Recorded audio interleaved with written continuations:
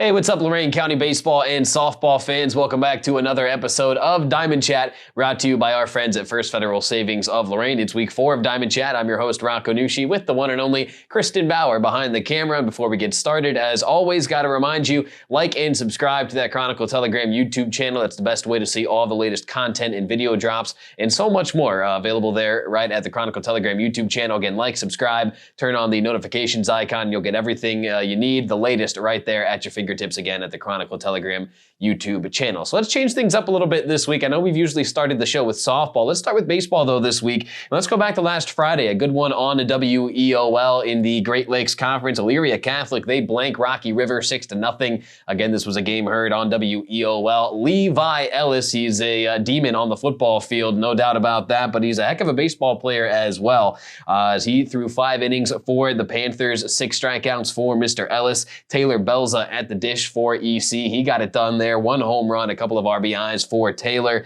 So Elyria Catholic heading into this week, they got a lot in front of them, no question. They fell earlier this week already to Westlake. So the Demons and the Panthers are both 9-3 at this juncture in the GLCEC. Though they do control their own destiny. So if they can win a couple of matchups this week, one of which will be a rematch against Westlake. Again, EC can control their own destiny in terms of trying to win that Great Lakes Conference Championship, so we'll keep an eye on that this week. No question about that. Over in the Lorain County League, a game past this last Saturday, I should say, also one that you heard on WEOL. Keystone, they blanked Columbia 5-0, and it was kind of a tough weekend for Columbia as they fell just a day prior as well to Firelands. 14-2 was the final score there. This Falcons team, folks, I'll tell you what, a very, very good baseball team. I got to see them in person already once this year, but they got a very good lineup and a very good pitching rotation as well.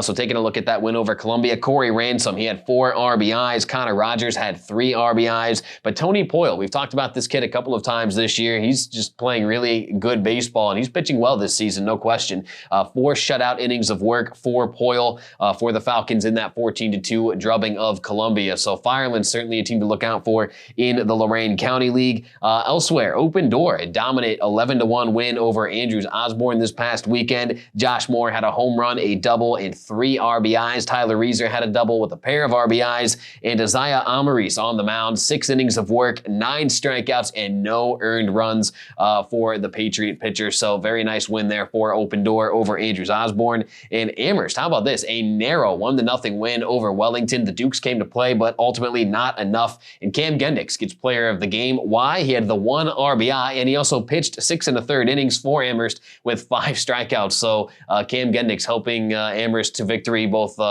at the plate and on the mound. So he did a little bit of everything basically for Amherst in that win over Wellington. So it was a very exciting past weekend for baseball. Finally got a bunch of games in because of the weather cooperating. So that sets up another good week this week ahead. On the softball scene, as we really start to get into tournament action this week, we'll get more on that here in a second. Let's actually start with some tournament softball. In a sectional opener, Elyria escapes with a narrow 17-16 win over Strongsville. It wasn't narrow the whole time though. Elyria was up 15-6 at one point in this game, so just a run away from the mercy rule, but Strongsville came roaring back, but ultimately the Pioneers, they're able to hang on.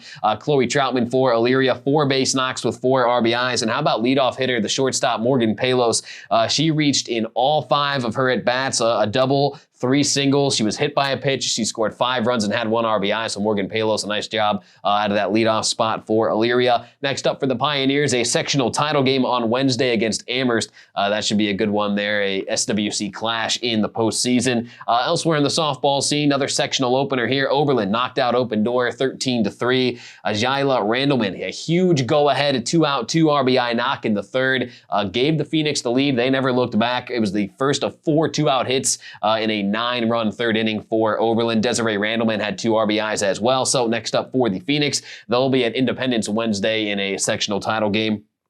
So again, a lot of tournament softball to look forward to this week. Again, we'll get more coverage on WEOL that I'll tell you about here in a second. But first, we got to talk about this week's College Corner, where we take a look back at a former Lorain County standout star and see what they're doing now at the collegiate level. We've got the 2 forecast cover girl. So how about the forecast cover boy this week? And Dominic Poltrone from Avon Lake, 2022 Lorain County Mr. Baseball, had a 1.42 ERA as a senior, 77 strikeouts and just over 44 innings of work last year for Dominic. Dominic. Now he's a freshman at Lake Erie College for the Storm. Kind of struggling this year, though. 2-5 with a 9.58 ERA. So again, a bit of a tough season, but he had a 7-inning, 9-strikeout game back in March for Lake Erie. So Dominic Poltrone looking to get things turned around as just a freshman this year at Lake Erie College. He is the focus of this week's College Corner. So what's coming up this week, both on WEOL and off the radio as well, as we get into tournament softball with tournament baseball right around the corner.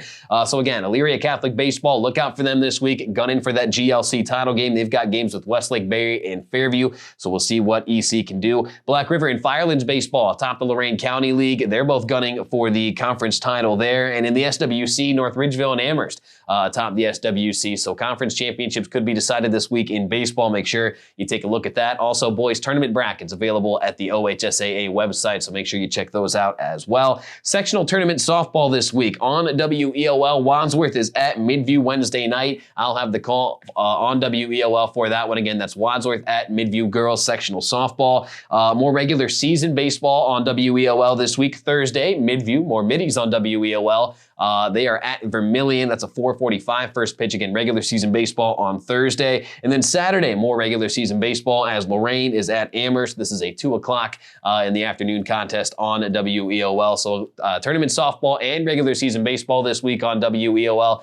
Make sure you stay tuned into WEOL and the Chronicle Telegram, of course, for all your tournament baseball and softball coverage as we kind of round out the regular season for baseball and get full swing into tournament action here. So that pretty much does it for this week's episode of Diamond Chat. For Kristen Bauer behind the camera, I'm Rocco Nushi saying once again, thank you for watching Diamond Chat, brought to you by our friends at First Federal Savings of Lorain. Good luck to our local teams this week in tournament action. We'll see you guys next time.